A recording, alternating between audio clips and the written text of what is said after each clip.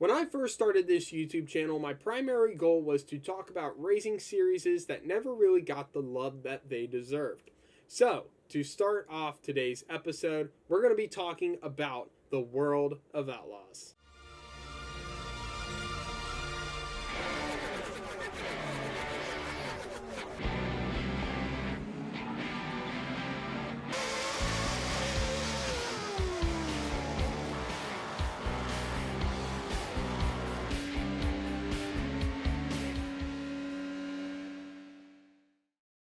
Hey everyone, my name is Matt Skipper and welcome back to my channel. So this new series that I'm going to be doing with the World of Outlaws is going to be a week by week basis. So one week I will be making a video and it will be talking about the races that were the last weekend, talking about a new power ranking system that me and my good friend Joe Donahue made, and then we're going to be talking about the races ahead, or the ones that are coming up in the next weekend. So to start off, let's talk about last weekend's races at Kokomo Speedway and Tri-State Speedway. So Kokomo was mostly dominated by one man, James McFadden.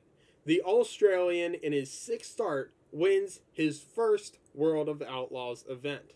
The only really competition that James McFadden had was with David Gravel, who actually spun a couple laps before the end of the race, which was a huge blow, obviously, to the Gravel team, because they were going to finish top three, guaranteed, because they were the only ones to challenge McFadden.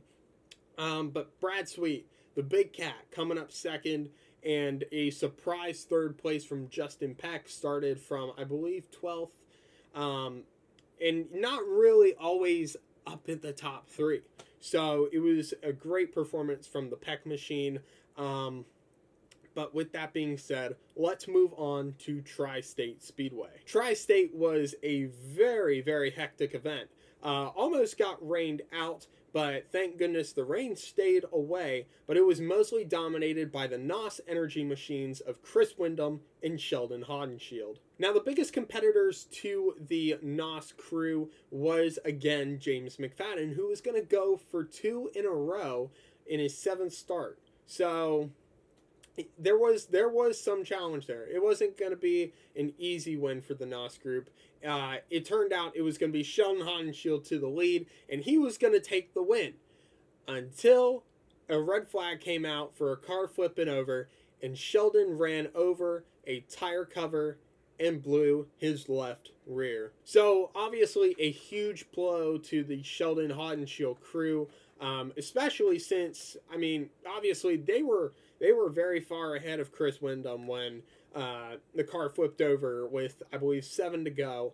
So that left out a challenge from James McFadden, Carson Macedo, and Chris Windom. But at the end, it turned out to be Carson Macedo passing James McFadden on the last lap and taking his second win of the 2021 season. Now, a very exciting weekend overall in the World of Outlaws, but let's talk about this week's power rankings. So you can see over here on my left, we have a type of system of, these are the top 10 drivers. So Brad Sweet, obviously, he's been number one. He had a 4-race win streak, got broken this weekend by James McFadden. But finishing second at Kokomo really helped his points gap between him and Sheldon Haudenschild, who is currently second in our power rankings. Third is Logan Schuchart, who had a horrible weekend at both Kokomo and at Tri-State. Kokomo, I believe he had some type of mechanical issue, and then Tri-State, I believe it was something similar. If not, it was a tire issue, but he was never able to recover.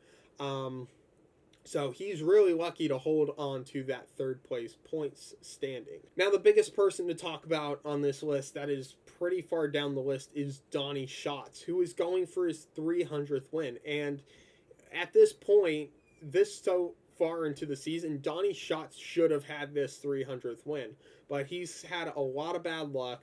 at Kokomo. He went out early. I believe he finished dead last. So, I mean, obviously, tough breaks for the Tony Stewart Racing crew. Now, as you can see in his 7th start, James McFadden in 8th place. If he continues to be doing more World of Outlaw races, I could see him all the way up towards the top 5. Hell, maybe even the top 3. But the Aussie, coming out of nowhere, it seemed like, just going ahead and dominating like Brad Sweet does. That Casey Kane Racing crew is very, very experienced, very, very dominant. Casey Kane, when he drove that number 9 car, he almost won a couple of times. However, it's just not in the cards for Casey Kane, but Brad Sweet and James McFadden are a very powerful duo. So now we're going to talk about this weekend's races, which are going to be at Lawton and at Devil's Bowl Speedway. I mean, Devil's Bowl is a place that Sheldon Haudenschild can be really good at. He won at the Cotton Bowl, so he is pretty good when it comes to Texas racing. Oklahoma, in Lawton, not sure who's going to be winning there, but it'll be very, very exciting to watch, and it's going to be all on dirt vision. I think you guys all know that by now. But to those of you that have never watched the World of Outlaws, I'm going to be honest with you guys, as a overall motorsports fan, just getting into dirt, I mean, it's amazing stuff.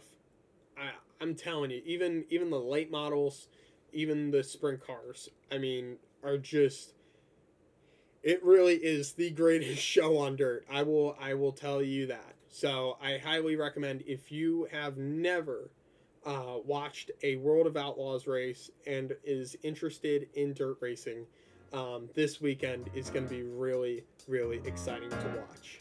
So I hope you guys enjoyed today's video. Leave a like if you enjoyed it, comment, and subscribe for more. And I will see all of you in the next video.